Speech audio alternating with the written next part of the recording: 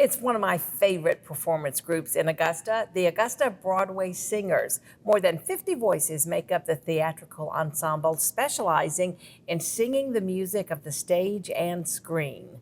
Les Reagan started the group back in 2013. And Les, you have a great concert coming up Friday night. I do, and it's Broadway Blockbusters. A lot of major shows that had such big hits. I always say this. I think that there is such a passion for Broadway, and people just love to sing it. And then there are people like me who would never sing with a group, but boy, can we sing in the shower? But you should. And can we sing in the car?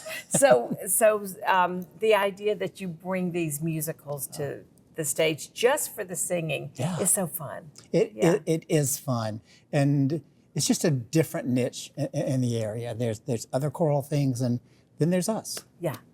So tell us some of the shows you're going to be singing from. We have some great songs from Hello Dolly. We have Before the Parade, Passes By, which was such a major hit back in the day. We are opening with Aquarius and Let the Sun Shine In from Hair. So that's going to be a lot of fun. Oh, yeah. We're doing a medley from Beauty and the Beast and from The Phantom of the Opera. And we have another phenomenal piece that was one of the very first things that Tabs ever sang. And it's from the musical Titanic. And which was not a great success. It was not extremely welcomed when it came in, but it's such a phenomenal show and has phenomenal music. So we are really thrilled to add that, to this show. And so you're revisiting one that it's been years since you've done. Oh yeah. Since we started that, it was one of the very first 5 pieces that we ever sang. Yeah. So it's fun to bring it back. Nice. Now, when you talk about bringing back, when you talk about 50 singers, more or less, they come and go, don't they? Because everybody can't do every season. No, and when we designed this group back in 2013, many of the singers want to do actual theater. And so they're in rehearsals every single night for 6, 8, 10 weeks. We rehearse basically 12 weeks, once a week. And so people choose. They can do a show with us if they're not auditioning for something else, or if they're going to audition for another show and get cast in a show. It's difficult to kind of do many things because everybody's in rehearsals all the time. So I set it up to allow people to have another choice of something to do if there wasn't a show for them to audition for. So then they could still be involved in something that was theatrical. Yeah, absolutely. Well, I love it how you're doing the Broadway Blockbusters. Last year, one of your big ones was the women's show, and you had a packed house for that show. Sold out. And it was also at the Hardin Theater, which is at the very front of the Columbia County Library when you walk in. Great size theater for that. Yes, 300. 300 people. We plan on being sold out for this. We had to postpone this show. This one happened during the hurricane. Right. And so it was scheduled to be last October. And I thought, I don't want to just drop the concert. I did have something else planned at this time. I thought, no, I'm just going to move this concert on to the March date that we already had planned.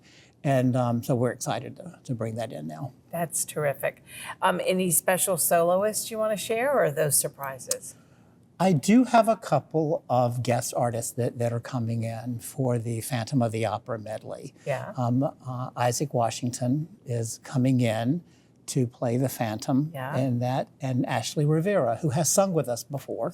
She's coming in and playing and singing some Christine moments from it. So we're really thrilled. There are several other, I'm not going to say guest artists, but I could say guest artists, but they are regular singers that are also soloing in different things throughout the program. So it's going to be a fun night. And it's very easy to get to. Parking is great there. Yes, it is. Yes, it's the thing about the Hardin that I have thoroughly enjoyed.